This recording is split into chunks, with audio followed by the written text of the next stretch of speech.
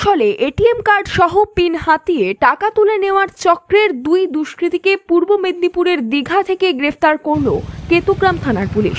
ধৃতদের মধ্যে একজনের বাড়ি দক্ষিণ 24 পরগনা জেলার বারুইপুর থানা এলাকায় এবং অপরজনের বাড়ি পাথর প্রতিমা এলাকায়।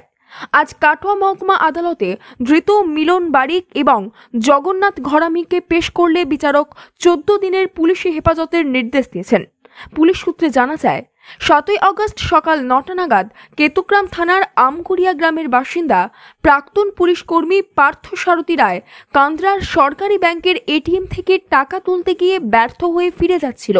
সেই সময় এটিএম এর ভিতরে দাঁড়িয়ে থাকা এক অজ্ঞাত পরিচয় ব্যক্তি টাকা তুলতে সাহায্য করার নামে পার্থ সারথী বাবুর এটিএম কার্ড কৌশলে বদল করে পিন জেনে নেয়। টাকা না পেয়ে পার্থ সারথী বাবু ফিরে এলেও পরদিন তার মোবাইলে ব্যাংক 1,39,000 টাকা তোলার মেসেজ পাঠায়। কেতুগ্রাম থানায় অভিযোগ দায়ের হলে পুলিশ তদন্তে নেমে সিসি ক্যামেরার ফুটেজে দুই অভিযুক্তের ছবি সহ একটি 4 চাকা গাড়ি চিহ্নিত করে। 4 চাকা গাড়ির রেজিস্ট্রেশন নম্বর থেকে একটি মোবাইল নম্বর পেয়ে তদন্ত শুরু করে তারা। মোবাইলের লোকেশনে দুজনকে দীঘা সমুদ্র তীরবর্তী এলাকায় পাওয়া যায়। সোমবার দীঘা থেকে 4 চাকা গাড়ি সহ দুজনকে গ্রেফতার করে police. Bureau report, news network 7।